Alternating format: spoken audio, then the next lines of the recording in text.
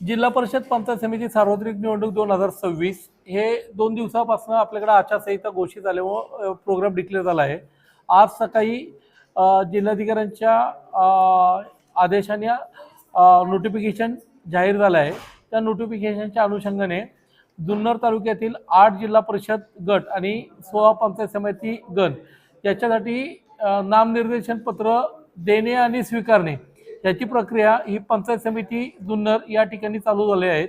या सर्व कामकाजासाठी निवडणूक आयोगाकडून आपल्याकडे डॉक्टर स्वप्नील मोरे उपजिल्हाधिकारी तथा उपजिल्हाधिकारी पुनर्वसन जिल्हाधिकारी पुणे यांची निवडणूक निर्णय अधिकारी म्हणून नियुक्ती झाली आहे आणि सहाय्यक निवडणूक निर्णय अधिकारी मी स्वतः तहसीलदार या ठिकाणी आम्ही कामकाज करत आहोत। निवडणुकीच्या आचारसंहिता कक्षप्रमुख जे आहेत नोडल अधिकारी ते आपल्या तालुक्याचे गट विकास अधिकारी चन्नावर साहेब आहेत।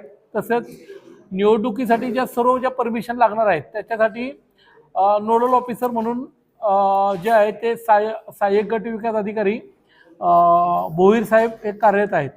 याच्या अनुषंगाने आपण सर्वांना याच्यासाठी सांगू इच्छितो की उमेदवारांना जे नामनिर्देशन पत्र लागणार आहे ते नामनिर्देशन पत्राची पूर्ण कॉपी आणि प्रतिज्ञापत्राची कॉपी हे नामनिर्देशन पत्र त्यांना ऑफलाईन भरायचे असल्यामुळे ती एक कॉपी पंचायत समिती या ठिकाणाहून उमेदवारांना भेटणार आहे, ती विनामूल्य असणार आहे।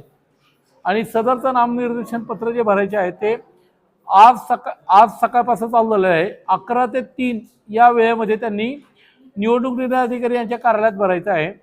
याची अंतिम तारीख जी आहे ती 21 तारखेला दुपारी 3 वाजेपर्यंतच आपण नामनिर्देशन पत्र भरायचं आहे।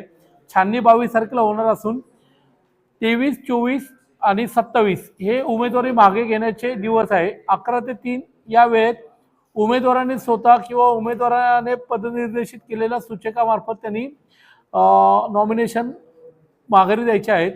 अंतिम उमेदवारांची यादी ही 27 तारखेला दुपारी 3:30 नंतर जाहीर केली जाईल आणि त्यानुसार निवडणूक ही प्रत्यक्षात 5 तारखेला सकाळी 7:30 ते संध्याकाळी 5:30 ह्या 366 मतदान केंद्रावर होणार आहे। त्याची मतमोजणी लेण्याद्री या ठिकाणी 7 तारखेला सकाळी 10 वाजल्यापासून चालू होईल। सर, आपण जी धन्यवाद माहिती दिल्याबद्दल। आता जे नामनिर्देशन पत्र लोक घेऊन जात आहेत, स्वतः उमेदवारांनी यायचंय की त्याचा अनुमतीने दुसरा उमेदवार किंवा उमेदवाराच्या सूचकांनी घेऊन गेले तरी चालतील।